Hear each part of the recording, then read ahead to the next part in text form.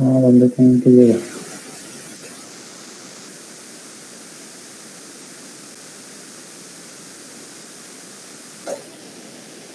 Fue el de la supercuentota, ¿verdad?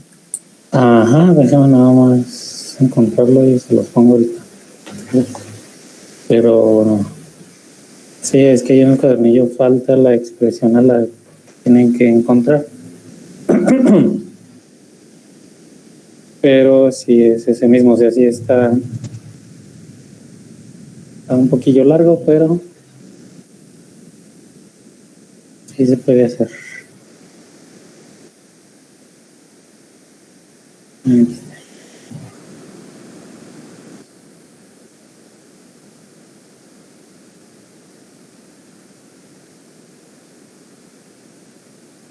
Miren, el 7 es este. Y tenemos, bueno, nada más que está diferente escrita y el mecanismo, pero tenemos que llegar a esta expresión de acá.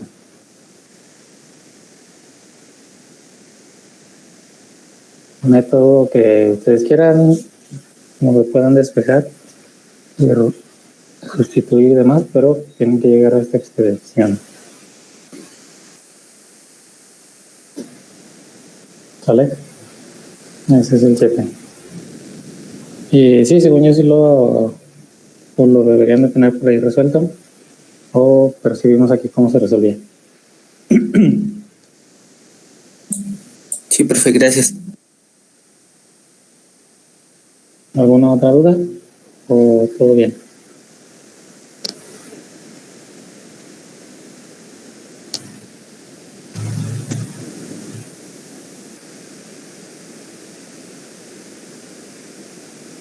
Bueno, entonces, si no tuvieron dudas con el cuadernillo, entonces ya estarían listos para el examen el día, vamos el martes 28.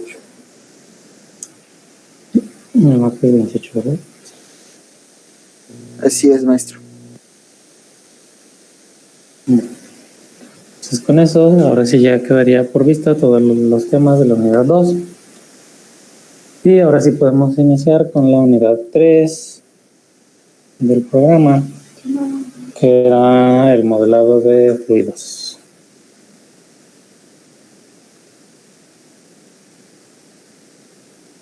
Entonces, miren, para el modelado de fluidos vamos a utilizar esos 3 libros que están ahí. De esos 3 hago uso y de esos 3 saco ejercicios y todas las fórmulas, todo lo que vemos aquí está en esos libros. El que es el proceso de transporte y operaciones sanitarias, el de Jan Koplis. Todos estos los pueden encontrar así bien fácil en Google. Buscan el nombre nada más y ya ahí les va a salir. El Jan Koplis, el Mecánica de Fluidos, sexta edición, de Robert L. Mott. Y Problemas de Ingeniería Química, tomo 1, porque son 2 tomos. Ese sí lo van a encontrar nada más así como escaneado todo fillito.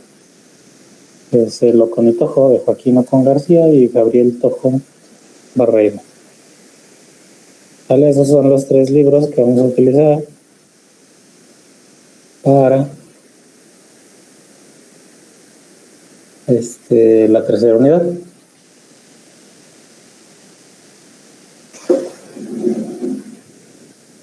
Entonces anótenlos para que los tengan ahí listos y bájenlos para que de ahí puedan sacar fórmulas, tareas, información, lo que necesiten.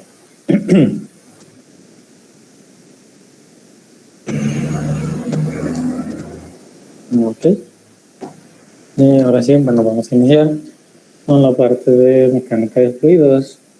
Entonces, ¿quién ya llevó o ya han llevado algo de mecánica de fluidos? De flujo de fluidos. ¿Nada? ¿O sí? ¿O no? No, en mi caso no, nada. No, profe. Sí.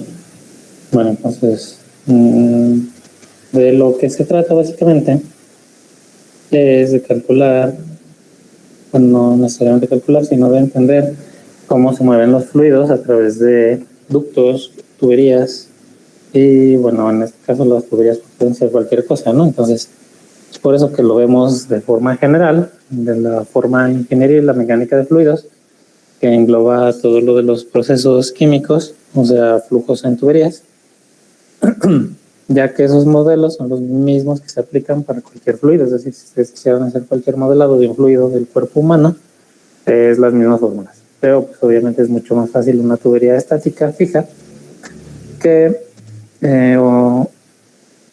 un fluido del cuerpo humano que es muy variable, ¿no? Igual vamos a ir viendo que, bueno, alcanzamos a ver una pequeña introducción nada más en esta unidad y pues es lo básico, ¿no? Lo principal de mecánica de fluidos y transporte de fluidos dentro de tuberías. Es lo que alcanzamos a ver. Entonces, ¿con qué es con lo que vamos a empezar? Primero con la definición de qué es un fluido. Entonces, sabemos que un fluido, o bueno, la definición va a ser una sustancia que se deforma constantemente cuando se somete a un esfuerzo cortante. Puede ser también una sustancia que ocupa la forma del recipiente que lo contiene en el caso de un líquido, o que ocupa forma y volumen del recipiente que lo contiene en el caso de un gas. Estas serían como las definiciones del libro de lo que es un fluido. Entonces, como sabemos, los fluidos pueden ser sólidos, líquidos, gaseosos. ¿Y por qué sólidos? Porque en las tuberías también se puede fluidizar, por ejemplo, pellets, ¿no? Los pellets o polvos muy, muy finos muchas veces también se utilizan como, o bueno, se mueven a través de tuberías con bombas, como si fueran fluidos. Y bueno, los líquidos y los gases también. Ahora, ¿qué es eso que dice ahí? Que es una sustancia que se deforma cuando se somete a un esfuerzo cortante. ¿Quién sabe qué es un esfuerzo cortante?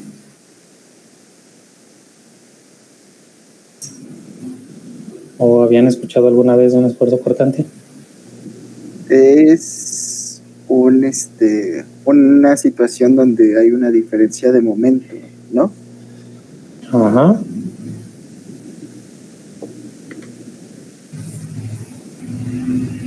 Y bueno, en el caso de los fluidos, ¿cómo vemos el esfuerzo cortante? Para que se lo imaginen, imagínense que esta es la base de una mesa, ¿no? Esta es la base de mi mesa. Y en esa mesa yo pongo aquí una baraja. Y aquí están las patas. Ahora ustedes van a colocar aquí un dedo, o la palma de la mano si quieren, encima de las cartas, y la van a mover hacia allá la mano. ¿Qué es lo que va a pasar con esa baraja? ¿Qué es lo que pasaría con esas cartas?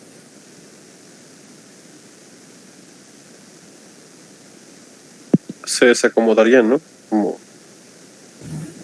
Ajá. Unas más que otras, ¿verdad? Sí. Exactamente eso es lo que sucede, ¿verdad? Entonces, eso que sucede con esas cartas es el efecto del esfuerzo cortante de una carta sobre la otra debido al esfuerzo que ustedes hacen sobre la baraja.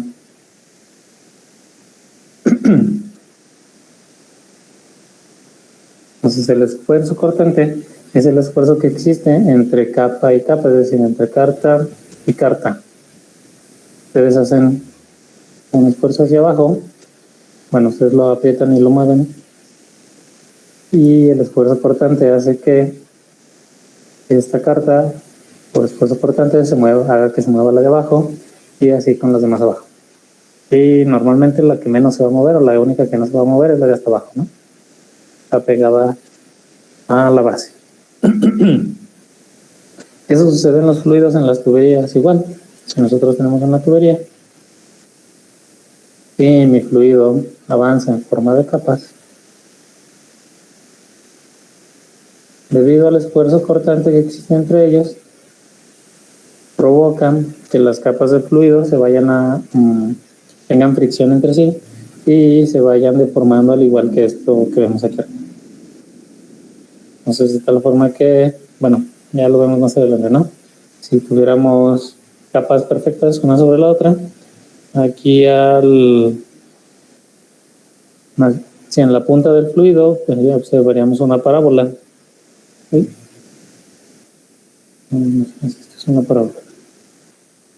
Observaríamos una parábola perfecta donde en el centro el fluido va siempre más adelante y más rápido que el de a los lados debido al esfuerzo cortante, a que está rodeado de fluido y tiene un esfuerzo cortante menor que los que están aquí junto a la pared. Y junto a la pared aparte normalmente van a tener fricción, entonces las capas de aquí normalmente no se pueden mover, ¿no? O sea, van muy lentas comparadas a las de prácticamente estáticas, comparadas a la punta del fluido que se movería como una parábola. ¿Vale? Entonces eso es lo que es un esfuerzo cortante.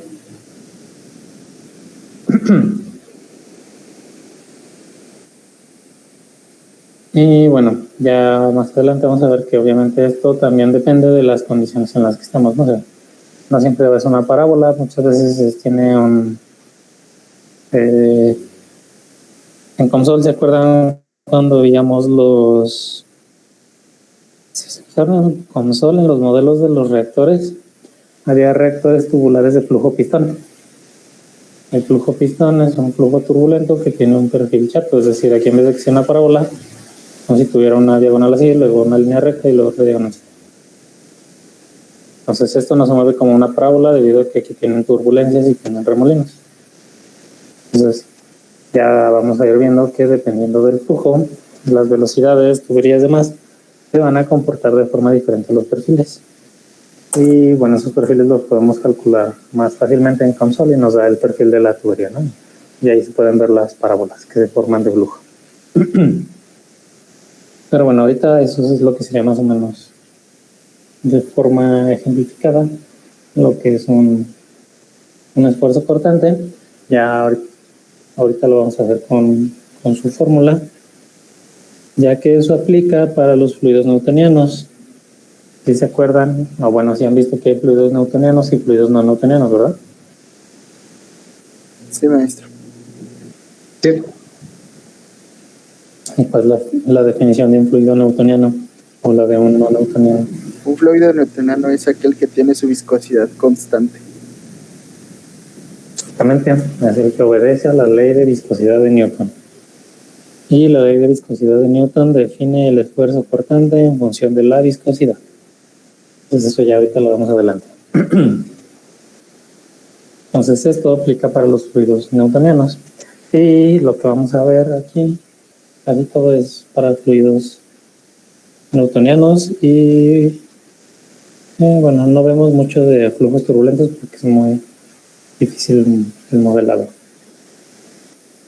Pero ahora, antes de que empecemos a ver fórmulas y demás en las tuberías, presiones, densidades, etcétera, primero tenemos que ver los fluidos de forma estática. Pues se conoce como estática de fluidos. Y bueno, esto es, bueno, van a ver que es básicamente un repaso de lo que ustedes han visto en sus clases de física. Miren, imagínense que esto es un bloque de un fluido, de X fluido. Entonces ahí vamos a marcar cuestiones aquí en la mitad.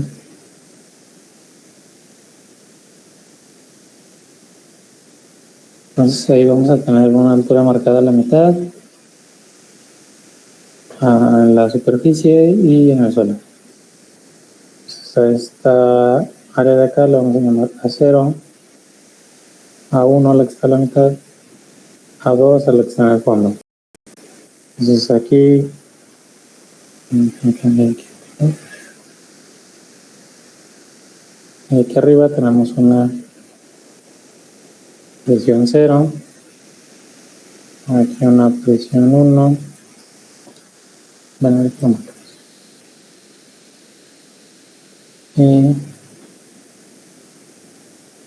vamos a poner ciertas alturas también.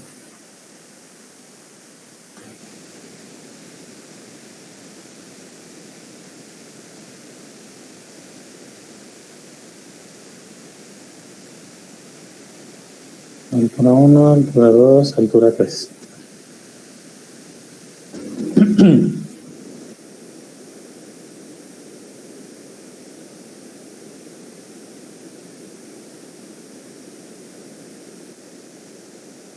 Ese es nuestro diagrama, ¿ok? De esta prueba de fluidos. Con eso vamos a sacar las formas. Entonces aquí tenemos el área superficial del fluido, abajo el área 1 y abajo el área 2. Ahora, su clase física. ¿A qué es igual la presión? A fuerza sobre área. La presión es igual a fuerza sobre área, ¿verdad? En este caso, si yo quisiera obtener la presión 2, es igual a fuerza sobre el área 2. ¿Sale? Yo quiero poner la presión en el área 2, es decir, aquí en el fondo de mi fluido. ¿A qué es igual esa fuerza?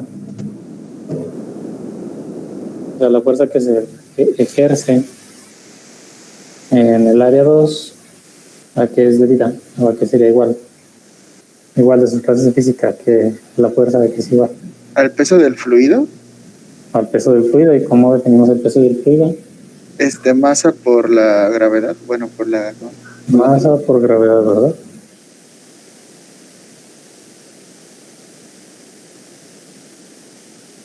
Y ahora, esa masa yo la quiero en función del volumen. Para saber cuánta masa hay en función de mis áreas y las alturas. ¿Cómo cambiamos de masa a volumen? Con la densidad. La densidad de que es igual. A masa sobre volumen. Es decir, la masa es densidad por el volumen. ¿Y cuánto es el volumen aquí del fluido? ¿Sería el área 0 por la altura o bueno? Ajá. El área 2 por la H2, ¿verdad? Para tener, bueno.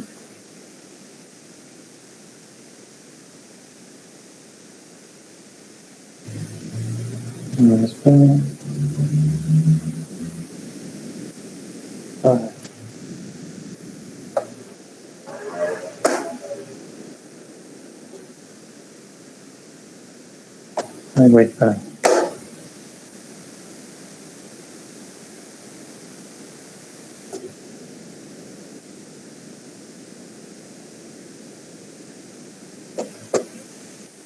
Ya se trabó.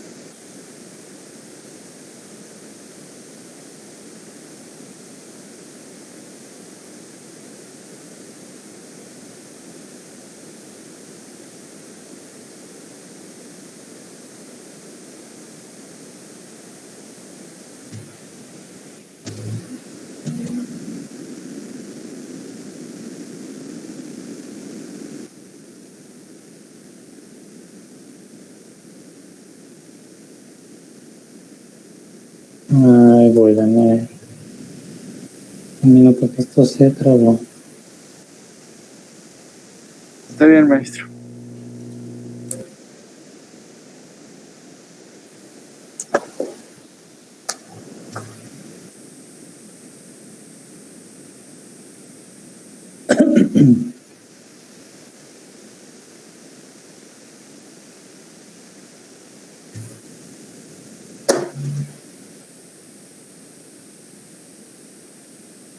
Listo, creo que ya. No, sí, sí salió.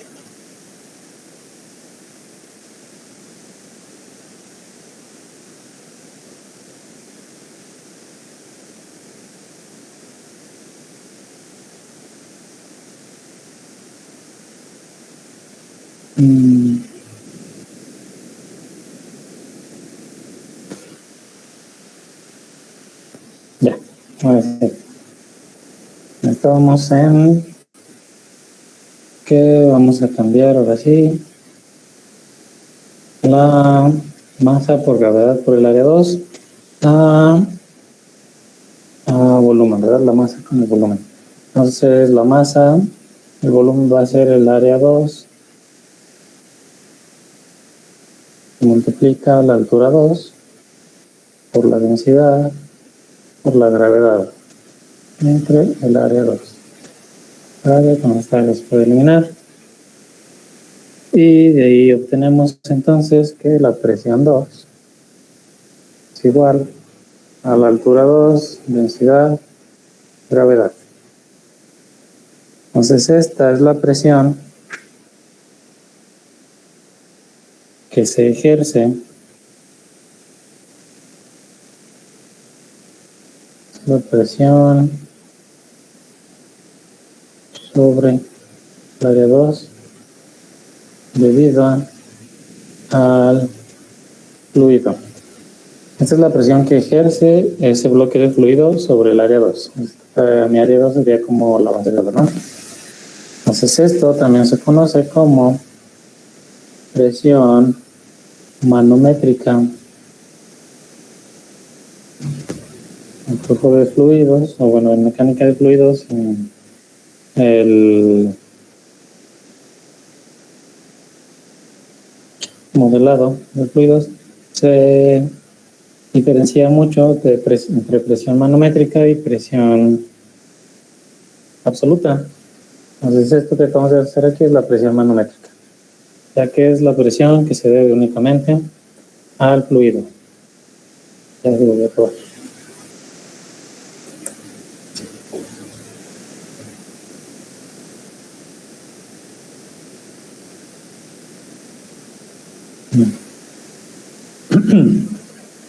¿Vale? Sale, maestro. ¿Y cuál es la diferencia con la presión absoluta? ¿Qué me dice?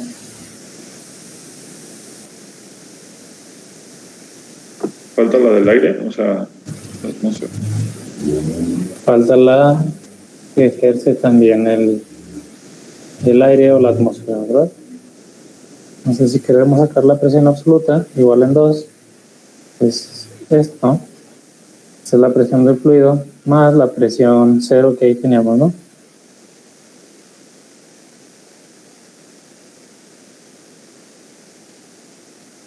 Y esta sería la presión total o absoluta sobre el área 2. Y esto es lo que, bueno, se conoce como presión absoluta. Muchos casos van a ver que les dice presión absoluta o se está trabajando con presiones manométricas, ¿no? Entonces, eso es únicamente para diferenciar. ¿Vale? Entonces, y así como acabamos de obtener la presión del fluido en el punto 2, se puede obtener en el punto 1 usando esa misma fórmula. La presión en el punto 1 sería la altura 1, la densidad y la gravedad, si fuera manométrica o si quiero que sea absoluta.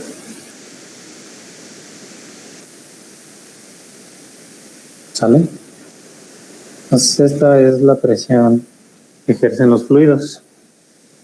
Ahora, en el modelado de fluidos, o bueno, sí, por lo regular en este tipo de aplicaciones no se trabaja con presiones, sino con diferencias de presión o lo que aquí se conoce como caídas de presión.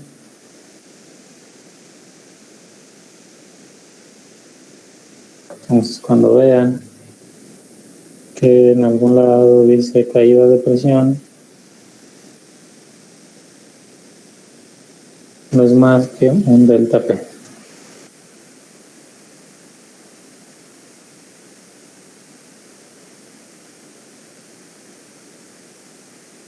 ¿Y por qué se trabaja así? Porque muchas veces no es posible diferenciar o bueno, calcular la presión exacta en un punto y luego la presión en el otro. Si no, es más fácil calcular la diferencia de presión que existe entre los dos puntos. ¿Vale?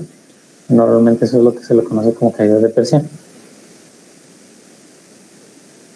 Pero aquí mi delta P sería igual a la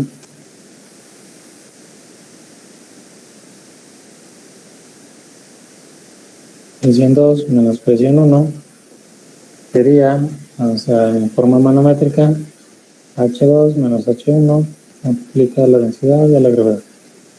Entonces la caída de presión delta P sería esto.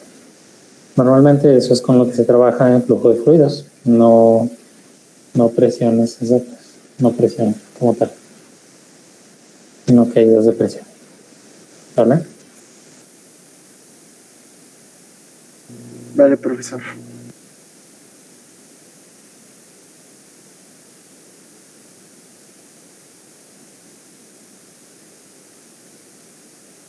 Ahora de ahí sale lo que se conoce como la carga de un fluido. ¿Y qué es la carga de un fluido? Básicamente su presión. Ahora, bueno, sabemos que estas fórmulas de presión 2 es la presión que ejerce el fluido sobre un área. Sin embargo, cuando vean problemas o los demás les va a decir, tiene una caída de presión, no sé, de 3 atmósferas, ¿no? Eso significa que la diferencia entre el punto 1 y el punto 2 de presión son 3 atmósferas. Y lo que se conoce como carga de un fluido se desglosa de esa fórmula de la presión. O sea, la presión ya vimos que es la altura por la densidad por la gravedad. Si fijamos la altura es presión sobre densidad por gravedad.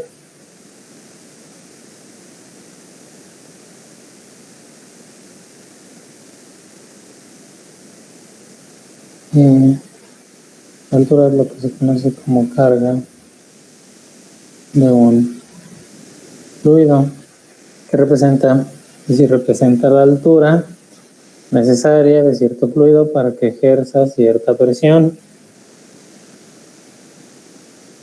¿Sí? Eso nos representa. Y es una medida indirecta de la presión, ya que nos representa la altura del fluido que debemos de tener para ejercer la presión, cierta presión, ¿no? Ahora, ¿dónde se ve esto de las cargas de un fluido? Alguien que tenga peceras o bombas de las sumergibles, como las de pecera o acuario, ¿no? No, maestro. Nadie. Yo tuve una, pero se rompió. Y las bombas sumergibles, cuando las compran, ¿qué especificaciones tienen? ¿O quién se ha fijado? Les digo esas porque son las más pequeñas y esas sí se venden así. De esta forma, ¿no? Ya las más grandes ya se venden más por potencia que de esta forma. Pero esas bombitas de acuario, esas sumergibles chiquitas, si las ven, normalmente vienen por metros, 0.8, 1.2, 2.5 metros, así dicen. O sea, dice bomba sumergible, ¿no? De, no sé, 10 watts, y luego dice 1.2 metros o 2.5 metros. ¿Qué significan esos 2.5 metros? Pues básicamente es la carga de fluido que puede mover esas bombas, o básicamente que tienen una presión equivalente a 2.5 metros de fluido. o a los metros que sea, ¿no? La bomba. Ustedes les pusieron ahí un tubo completamente recto, en teoría debería de subir únicamente la distancia que marca ahí la especificación de la bomba, pero lo trae como si fuera carga de un fluido.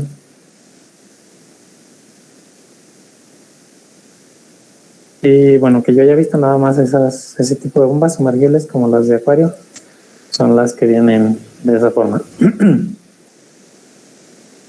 Ahora bien, para hacer un ejemplo, vamos a calcular la carga de, ¿cuál sería la carga de mercurio?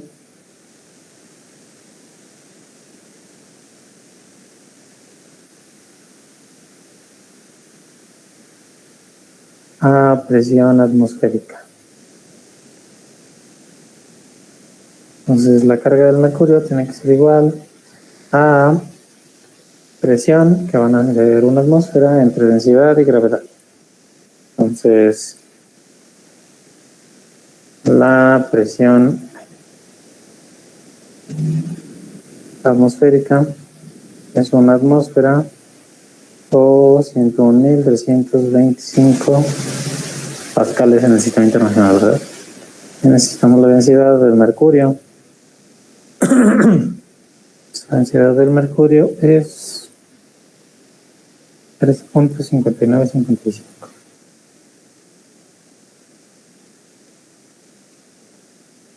Es eso, 13.5955 gramos sobre centímetro cúbico.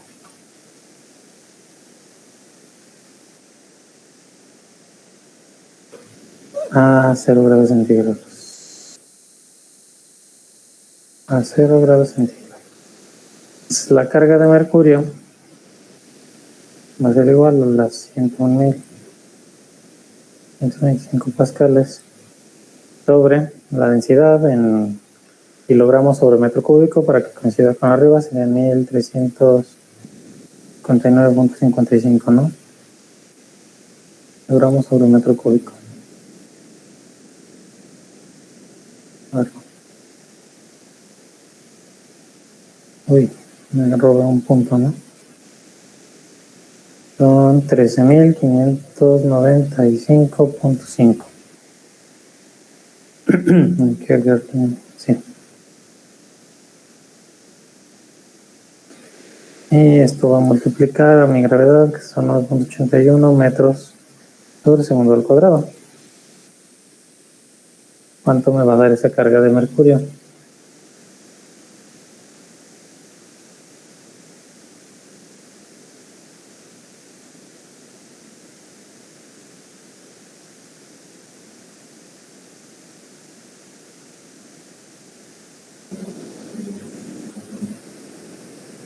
A ver si no me equivoqué.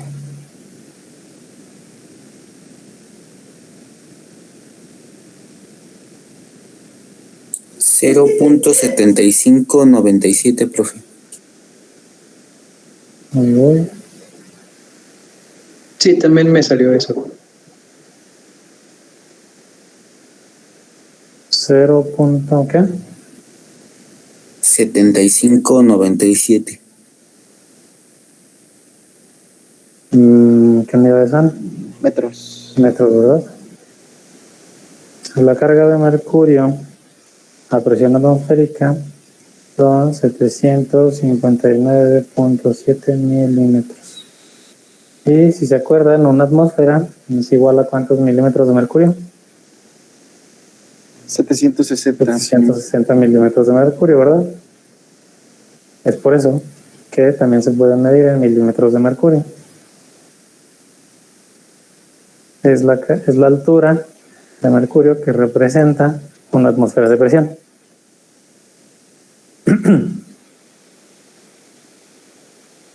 Y sale todo de la estática de los fluidos, miren, así, bien sencillo.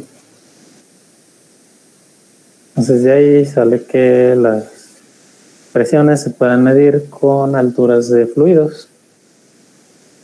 Y bueno, les digo, yo ahorita que conozcan, nada más son esas bombas las únicas que yo he visto que se vendan por metros de altura.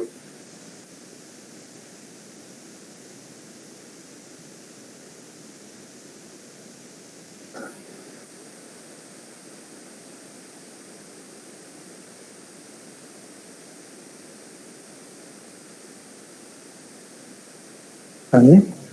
Y bueno, ahora vamos a ver otras definiciones básicas que vamos a necesitar para no estar batallando mientras vayamos avanzando.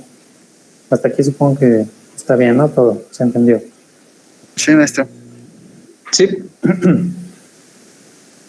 Así, bueno, vamos a ver nuestras definiciones que ustedes ya conocen y otras que no sé si conozcan, pero bueno, ahorita las vamos a ver. Que van a ser densidad, peso específico y gravedad específica.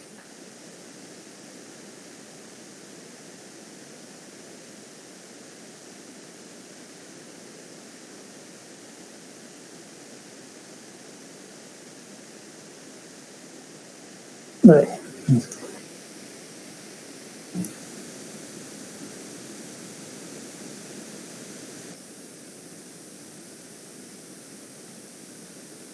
¿Qué es la densidad? Ya sabemos que la densidad también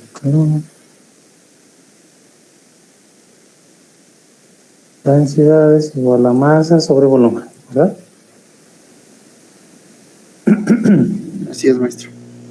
Y la densidad tiene unidades en el sistema internacional de kilogramo sobre metro cúbico.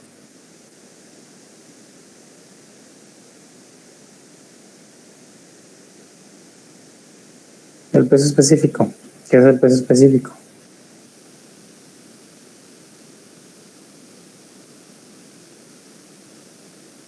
Amalgama.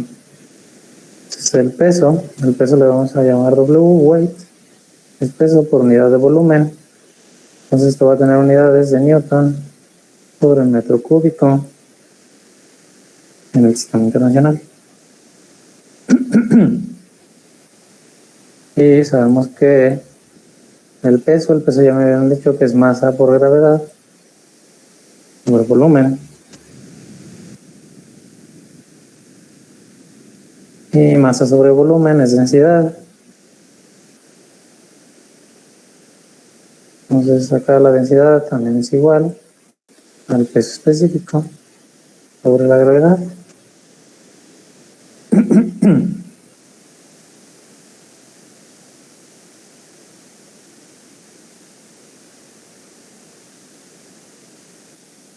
Entonces, por ejemplo, el peso específico del agua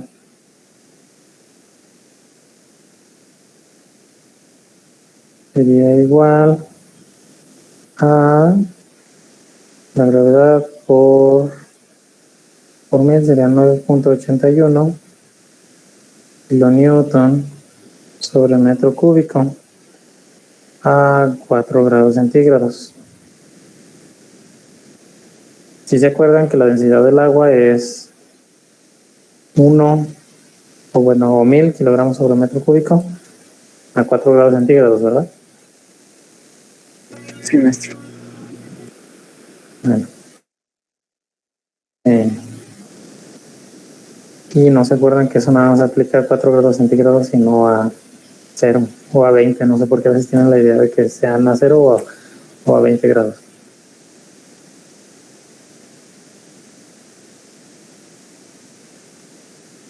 Y ahora la gravedad específica. ¿Qué es la gravedad específica? La gravedad específica básicamente es una medida de la densidad de los fluidos o del peso específico normalizado con respecto al del agua para básicamente representar las densidades o los pesos específicos sin unidades, ¿no? Entonces la gravedad específica se escribe como SG de Specific Gravity.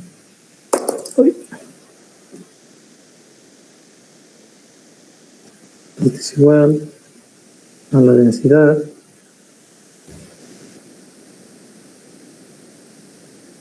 de mi sustancia S entre la densidad del agua a 4 grados centígrados. Y si es relación de la densidad, también relación del peso específico de la sustancia entre el peso específico del agua a 4 grados centígrados.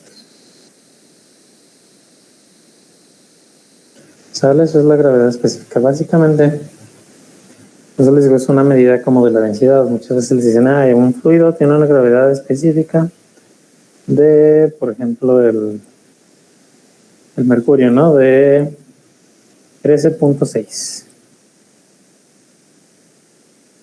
Y esta es 100 unidades, obviamente, porque se divide densidad entre densidad. Entonces, si una gravedad específica es de 13.6, significa que la densidad de esa sustancia es igual a 13.6 por la densidad del agua a 4 grados centígrados. Esto es 1 gramo sobre centímetro cúbico o 1000 kilogramos sobre metro cúbico. La densidad de mi sustancia van a ser 13.600 kilogramos sobre metro cúbico. O el peso específico de mi sustancia serían los 13.6 por los 9.81 kilonewton sobre metro cúbico. Esto ya me daría el peso específico del mercurio. Y todavía se utiliza. Hay muchas tablas de fluidos, de gravedades específicas de los fluidos. Y básicamente para eso sirve, ¿no? Para obtener las densidades de las sustancias o el peso específico. Es simplemente una representación que se hace por facilidad. Creo yo que es por facilidad porque no hay más, ¿no? O sea, pues normalmente es porque lo pasas a densidad si lo multiplicas por 1 en gramos sobre centímetro cúbico. Y, también para que no se pierdan, toda la nomenclatura que estamos usando es la del MOT, de mecánica de fluidos, en este caso. Todas estas son de mecánica de fluidos. La nomenclatura, porque la pueden encontrar diferente en diferentes libros, ¿vale? Vamos para que sepan, vamos a leer la nomenclatura de aquí.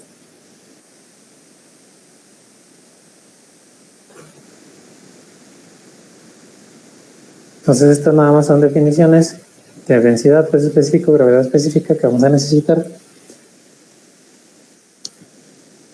Y es para que sepan cómo se relacionan entre sí.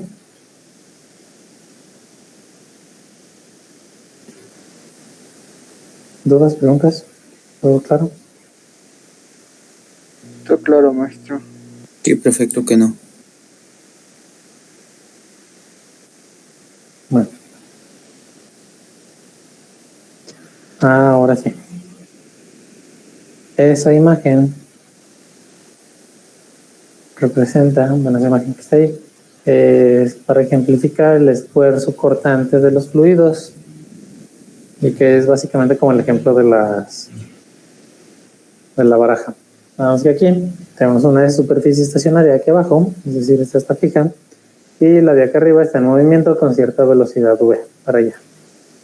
Y aquí la velocidad es 0, porque está aquí.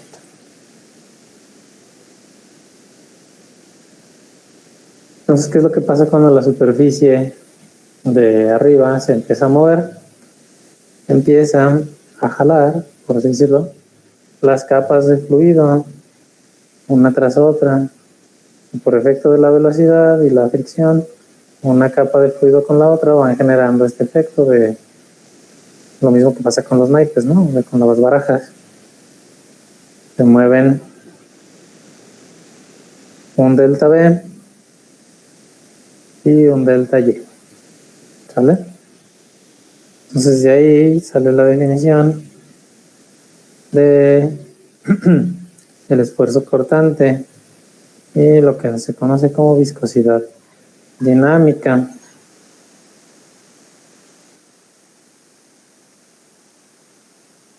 ¿Por qué? Porque el delta V entre delta Y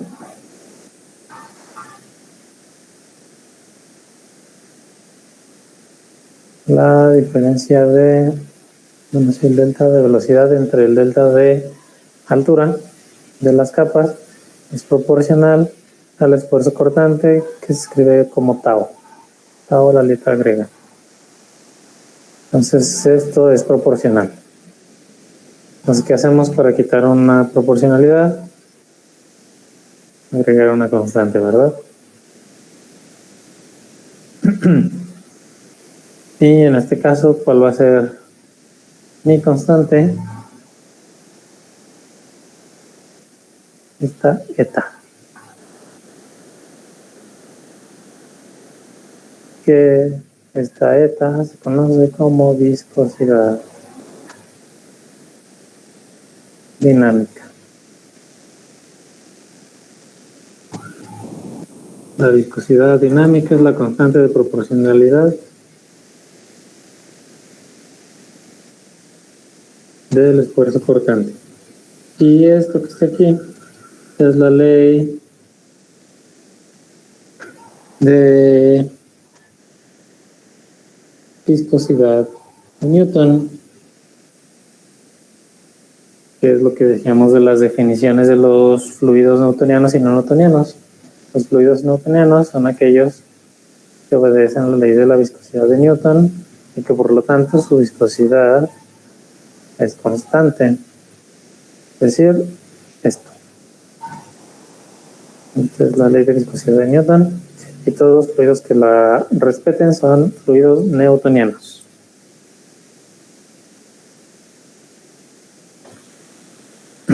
Ahora, ¿qué unidades tiene la viscosidad? O bueno, más bien, esta se llama viscosidad dinámica. También hay otra que se llama viscosidad cinemática, que casi no la utilizamos tanto nosotros. Pero nada más para que sepan, esta parte de viscosidad dinámica también está la viscosidad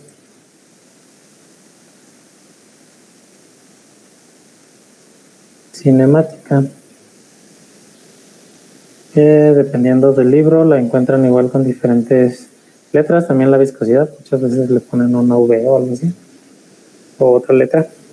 Y la viscosidad cinemática, por ejemplo, aquí la tengo como nu, o la V gariboleada griega, y esta es igual a la viscosidad dinámica entre la densidad. Esta sería la viscosidad cinemática. Y ahora sí, bueno, acá la viscosidad dinámica, ¿qué unidades debe de tener? Pascales por segundo, ¿no? La viscosidad tiene unidades de pascales por segundo. ¿Por qué? Bueno, si de aquí sacamos las unidades, esto es tau entre el delta B y delta Y. Entonces, el esfuerzo cortante, al ser un esfuerzo, tiene unidades de Newton sobre metro cuadrado.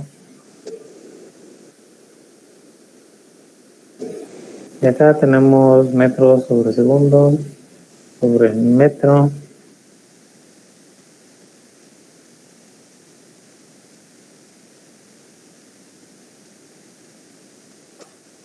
Metro con metro, ¿verdad? Y nos quedan unos. Bueno, 1 sobre segundo. Esto nos daría Newton segundo sobre metro cuadrado. Y Newton sobre metro cuadrado es Pascal por segundo.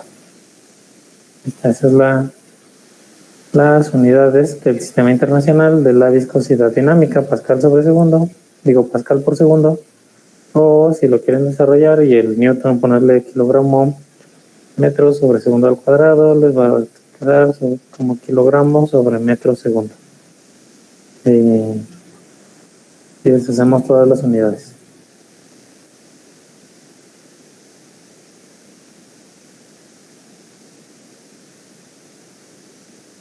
Entonces estas dos son las unidades que vamos a encontrar en el sistema internacional, pero existen otras unidades ya un poquito más desactualizadas, pero que se siguen utilizando porque Bueno, pues básicamente porque ya se quedaron como por costumbre, ¿no? Muchas veces.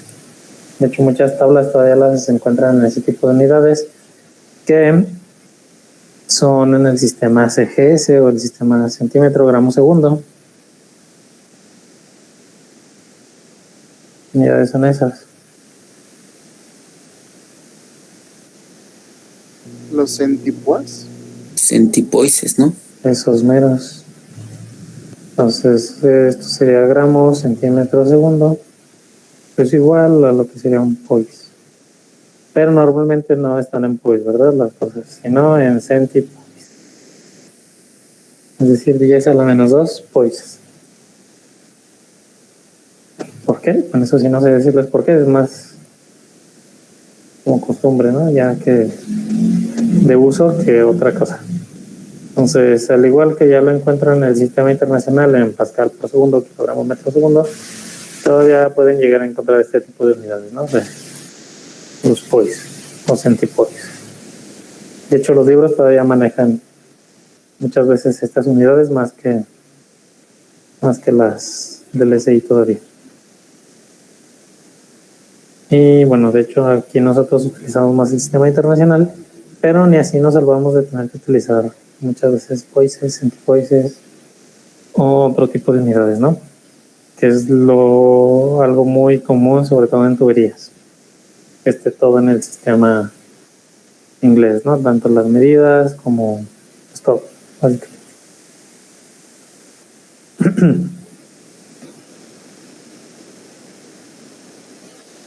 Entonces, hasta aquí, ¿todo bien?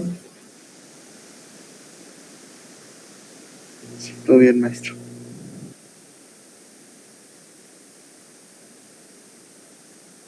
Bueno, ahora sí. No, vamos a... Bueno, ya que vimos estas pequeñas definiciones de viscosidades dinámicas, cinemáticas, densidad pues, específica, gravedad específica, carga del fluido, las presiones. Bueno, esto es para que hagan su... están haciendo su formulario.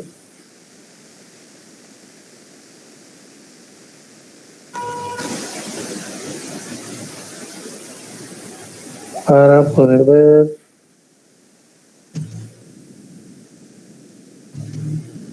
bueno, de hecho nos falta otra parte del formulario, creo. Y bueno, luego ya hacemos los problemas.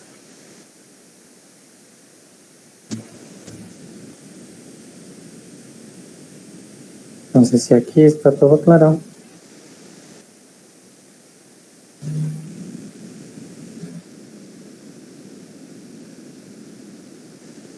vamos a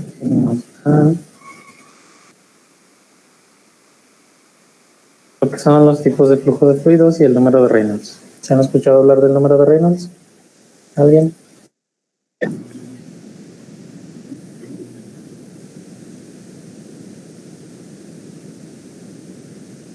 tipo de flujo tenemos? ¿Y qué tipos de flujos hay? Laminar, turbulento y el que está entre esos dos, que se llama transición. De transición, ¿verdad?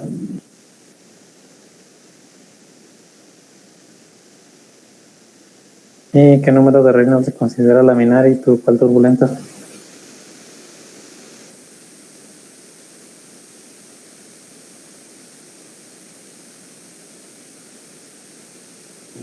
Bueno, pues eso también depende de el tipo de forma en que calcules el Reynolds, ¿no?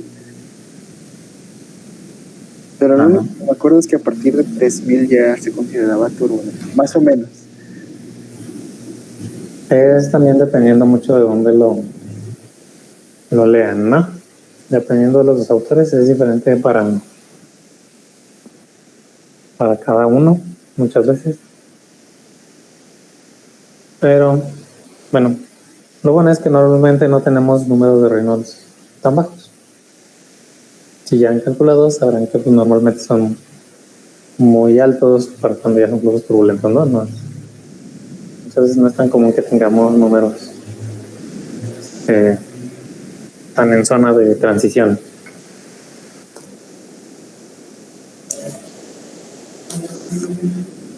Bueno, entonces, como ya dijeron sus compañeros, tenemos lo que conocemos como flujo laminar y flujo turbulento. ¿Cuáles son las características de cada uno de estos flujos? El flujo laminar es el que, bueno, va a obedecer la ley de viscosidad de Newton. Normalmente son velocidades bajas, donde se desplaza los fluidos como si fueran capas o láminas, por eso es flujo laminar, una sobre la otra, sin llegar a tener remolinos o turbulencias. Entonces, esto es lo que les explico ahorita. Y bueno, vamos a imaginarnos que eso es mi tubería y yo ahí tengo un flujo laminar. La punta del fluido se tiene que ver como una parábola. Vamos a imaginarnos que eso es una parábola bien hecha. Eso tiene que ser parabólico. Bueno, no me sale. ¿Sale? ¿Por qué? Porque las capas de fluido, las del centro, son las que tienen menos fricción. Entonces van a ir avanzando más rápido que las de las orillas, y justo las de las orillas normalmente se consideran estáticas debido a la fricción con la tubería. Entonces, aquí van las láminas de fluido y normalmente esto no va a tener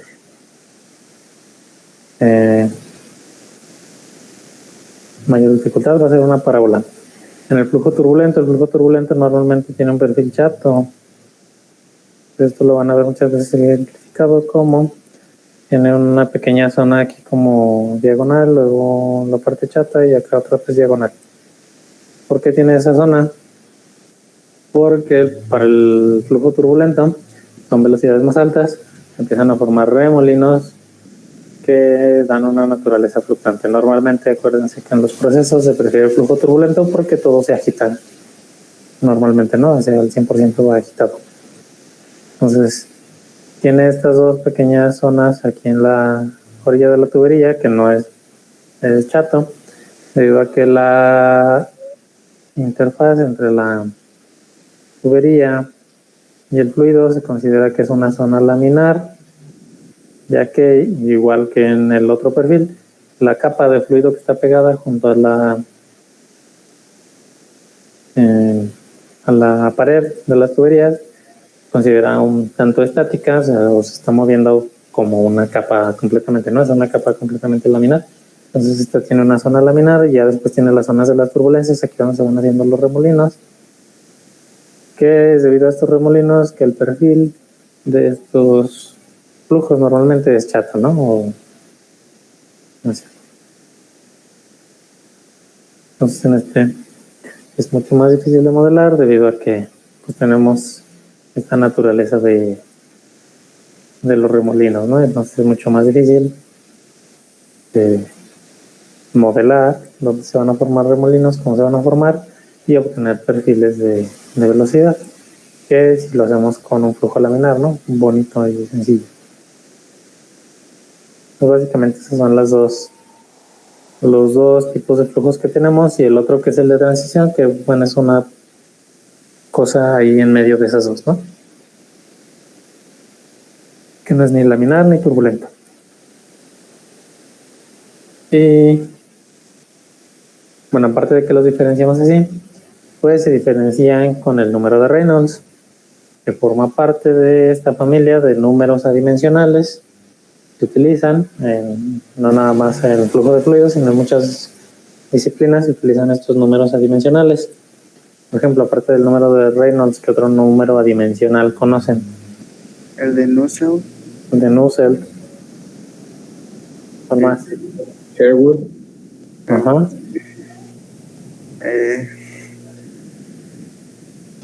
El de Schmidt, hay varios, ¿no?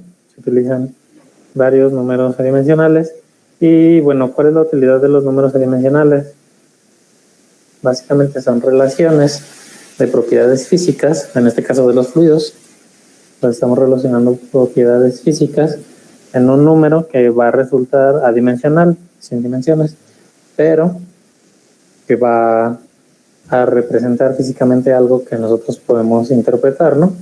En el caso del número de Reynolds, pues vamos a poder diferenciar si el flujo es laminar o turbulento con el número, ¿no? Bueno, si tuviéramos donde hacer experimentos, se podría hacer un ejemplo, bueno, un ejercicio.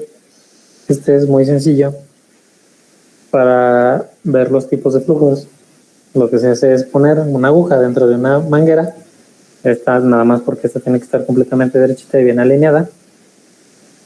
Y se le hace pasar agua. Era de cuenta una manguera transparente completamente.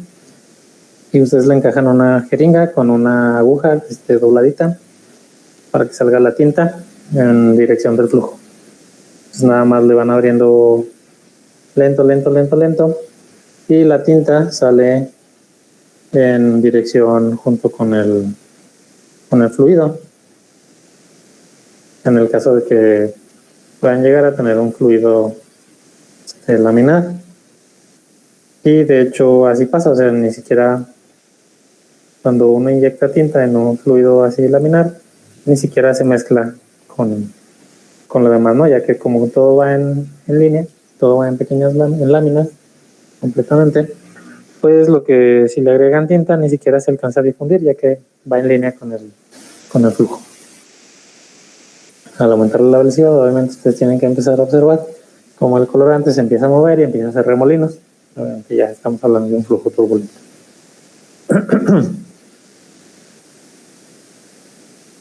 Y ahora sí, el número de Reynolds. ¿Para qué nos sirve el número de Reynolds? Para ejemplificar, bueno, sí, para ver cómo es el cambio del flujo laminar a flujo turbulento en tuberías y saber que, bueno, no está la transición, no depende únicamente o no es función directamente únicamente de la velocidad, sino también de la viscosidad y el diámetro del tubo. Entonces, relacionando estas variables entre sí, de cómo se obtiene el número de Reynolds, que resulta ser dB rho. Bueno, aquí esta es mu, esta la saqué de otro libro, entonces viscosidad la pone como mu. Esta es la viscosidad.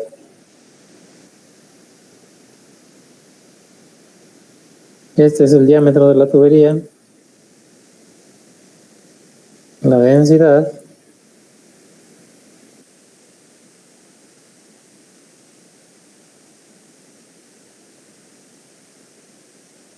y esta velocidad, la velocidad promedio, y esta es una velocidad lineal. O sea, normalmente cuando tenemos tuberías, la velocidad o bueno, el caudal del flujo o el flujo lo medimos como flujo volumétrico, ¿no? O sea, como Q. Serían metros cúbicos sobre segundo. Entonces, la velocidad promedio lineal en esa tubería es el flujo dividido entre su área. ¿Cómo me va a dar velocidad? Entonces, esta velocidad, que es el flujo dividido entre el área, está en metros sobre segundo. Esta es la que se va aquí en el número de Reynolds. No sustituyan flujos, ¿vale? Entonces, al sustituir todo esto me tiene que dar adimensional. Si no les queda adimensional es porque está mal. Entonces, esto creo que viene del Jankoplis, según el Jankoplis. Cuando el número de Reynolds es menor a 2100, se considera para una tubería circular recta, considera que el flujo es laminar, mientras que cuando el valor es superior a 4000, ya se considera turbulento. Y considera que entre 2100 y 4000 está la región de transición.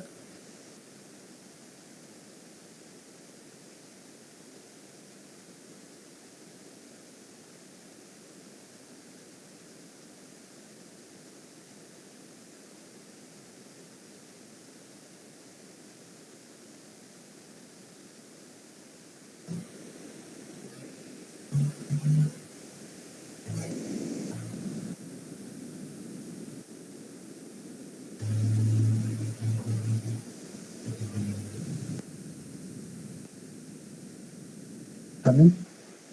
Entonces, antes de pasar a hacer ejemplos, vamos a dar, bueno, les voy a dar otras fórmulas. Tengan ahí. Aparte de todas las de arriba que ya vimos, estas son las de flujos. Entonces, para que hagan su formulario junto con todas las demás, las tengan a la mano, ¿no?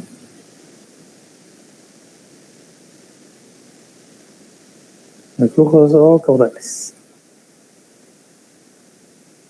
Entonces, ¿cómo vamos a representar los flujos? Pues lo podemos representar como flujos volumétricos, flujos en pesos o flujos másicos. Entonces, para estar todos de acuerdo, vamos a llamar Q, W o M mayúscula.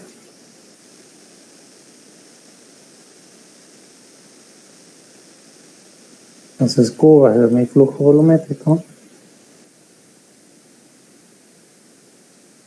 W va a ser mi flujo en peso y M es un flujo másico o de masa.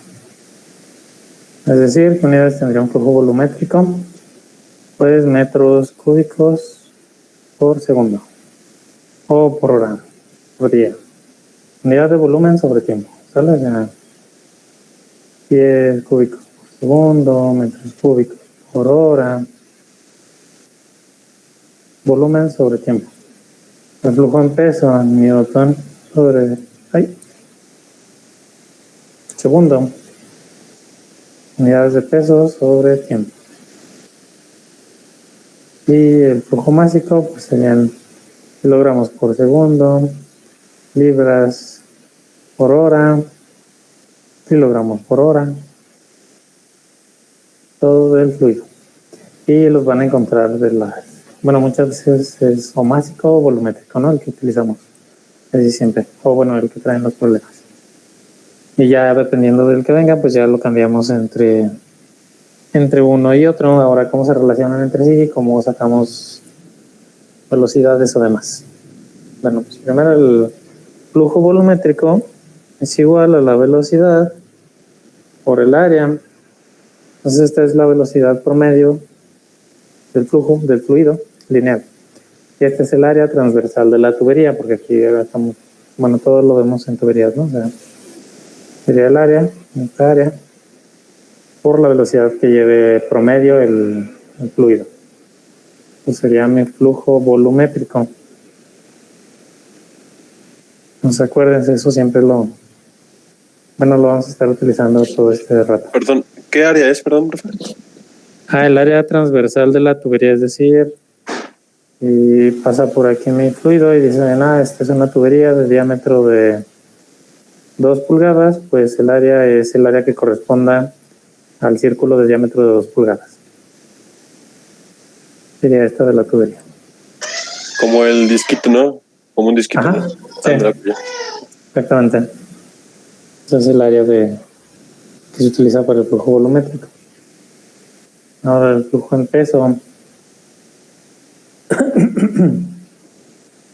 es igual al flujo volumétrico por el peso específico, o sea, Q por gamma o velocidad por área. Y bueno,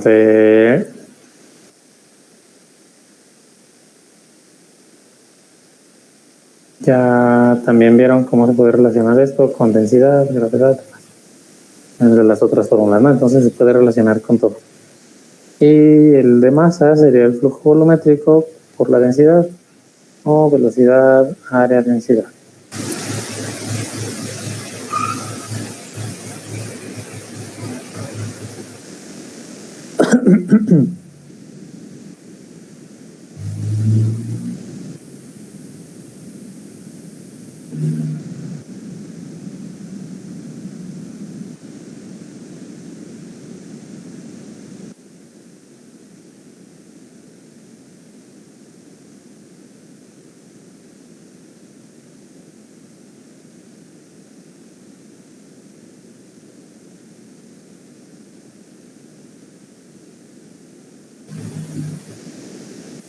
¿Vale? Entonces es también para que lo tengan ahí presente. Profe, una pregunta. ¿Sí? ¿Esa V qué dijimos que era? Esta es velocidad. Velocidad, ok. Sí, esa es la velocidad promedio.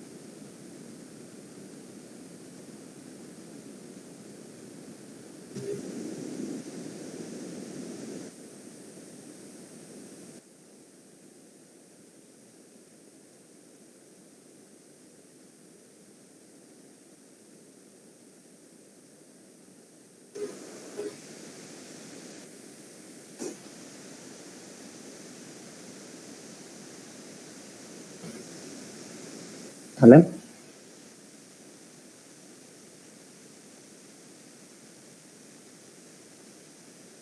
Sale, maestro. Ahora sí. Con eso vamos a hacer primero un pequeño ejercicio bien fácil de calcular primero el número de Reynolds. Es el primero que vamos a hacer. Entonces, miren, dice, por una tubería con un diámetro interior de 2.067 pulgadas, fluye agua a 303 Kelvin con una velocidad de 10 galones por minuto. Bueno, sobre minuto. Calcule el número de Reynolds usando unidades del sistema inglés y del sistema internacional. Entonces, recuerdan el número de Reynolds. La de sobre mi viscosidad. Ya depende de dónde lo vean, puede ser eta o mu. Dependiendo porque Jan Copley le llama mu a la viscosidad, el mod le llama eta.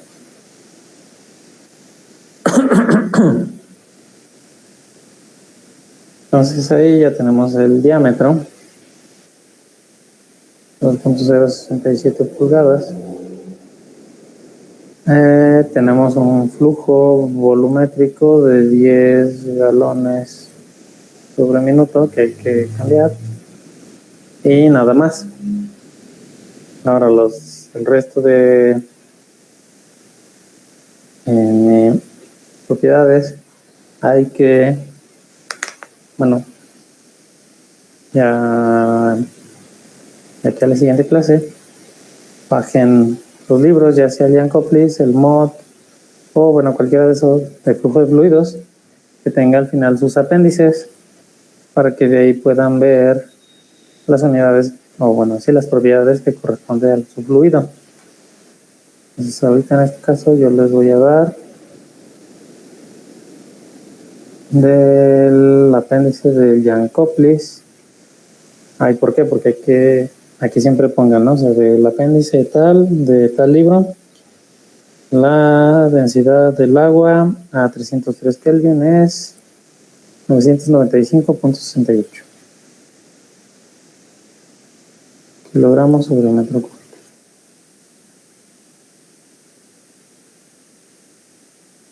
Estos son datos del libro del Jan Copley.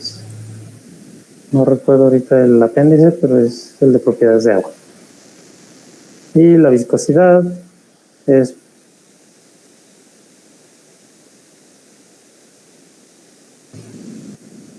.8007 y esta ya viene por 10 a la menos 3 kilogramos sobre metro segundo.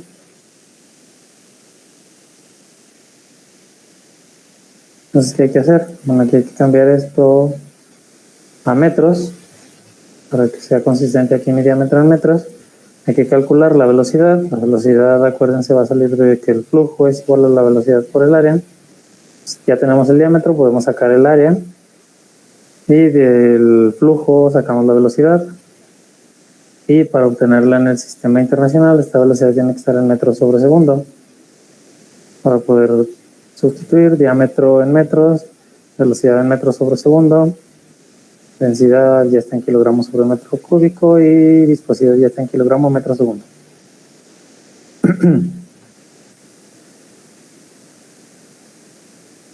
Y déjenme ver.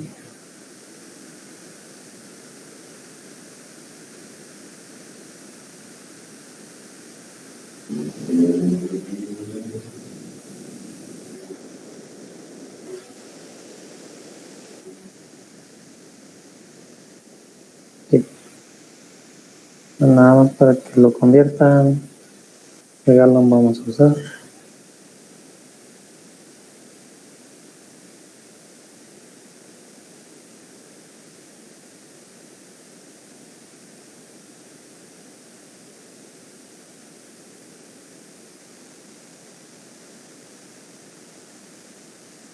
Bien.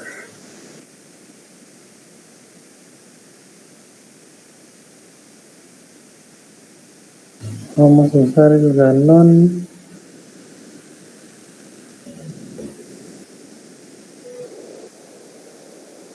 Estadounidense.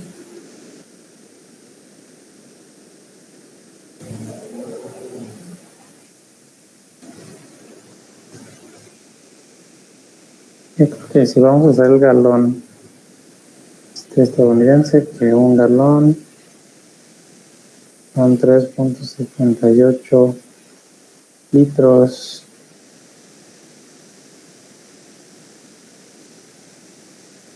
Bueno, mi flujo serían 10 galones por minuto. Un galón son 3.78 litros.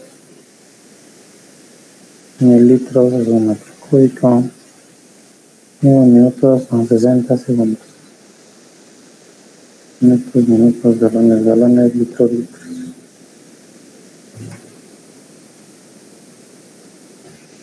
10, son 3.78. 60.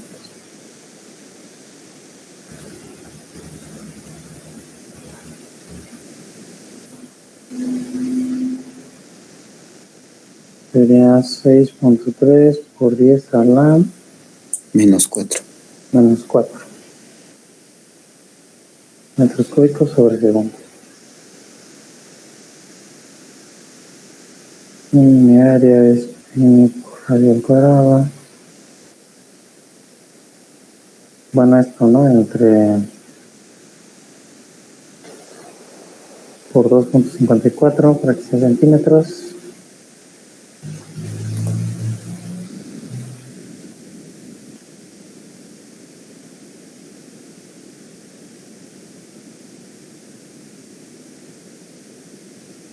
Metros 0.0525 metros.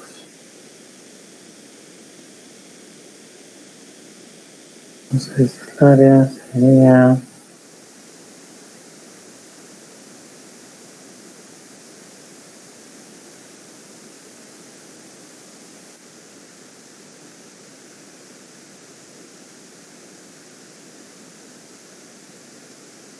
así por diámetro, entre 2 al cuadrado.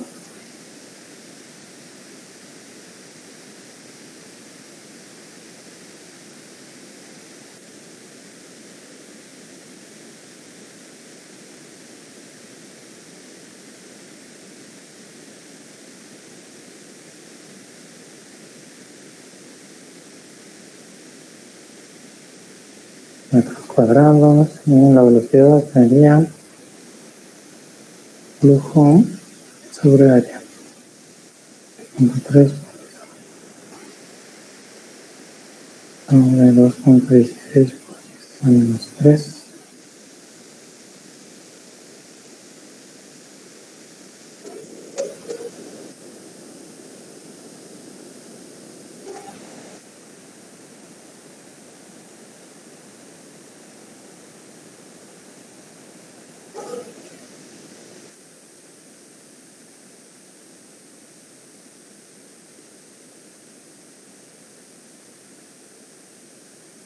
La velocidad me va a dar 0.291.6 metros sobre segundo.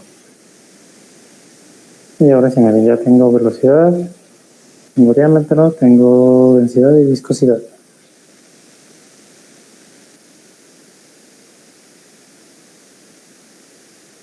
En metros, la velocidad en metros sobre segundo, la densidad 568 kilogramos sobre metro cúbico y la viscosidad en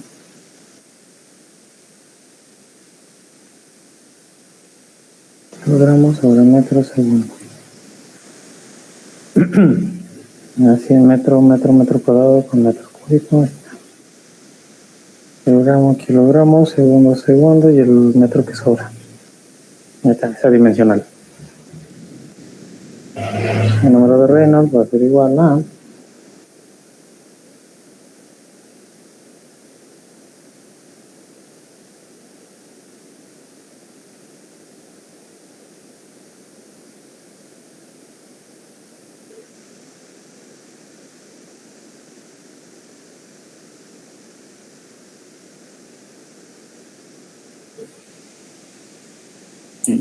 19.036.92. Ajá. Bueno, lo dejo en 19.036, o sea.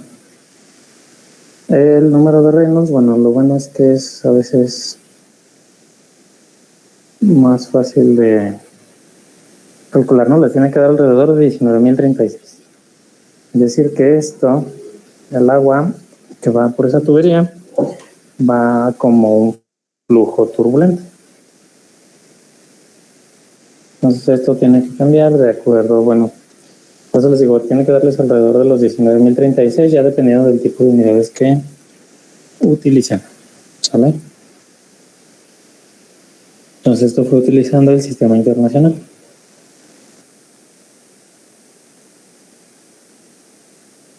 Entonces eso fue para calcular nuestro número de Reynolds y ver qué tipo de flujo tenemos en nuestra tubería.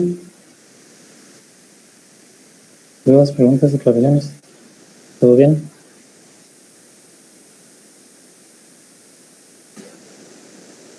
Todo bien, profe.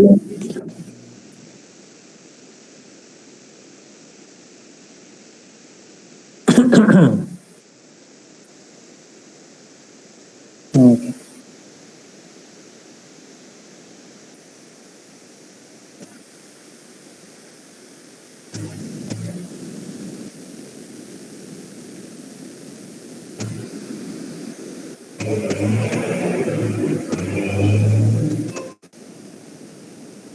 Entonces ahorita ahí le vamos a dejar para la próxima clase hacer otro ejemplo y ver lo de la ecuación de continuidad para poder pasar de ahí a Bernoulli, para poder pasar a la ecuación general de energía. ¿Vale? Entonces hasta aquí le vamos a dejar el día de hoy, jóvenes. Vale, maestro.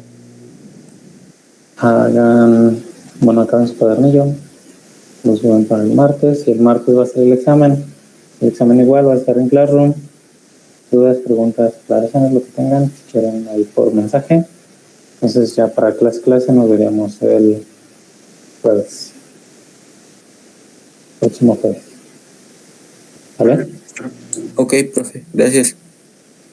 Pues nos vemos el jueves, jóvenes, y el martes acuérdense de subir su cuadernillo y hacer el examen. Ok, profe, gracias. Buen día. Nos vemos igualmente. Dale, Gracias, profe, profe, buen día. Gracias, profe.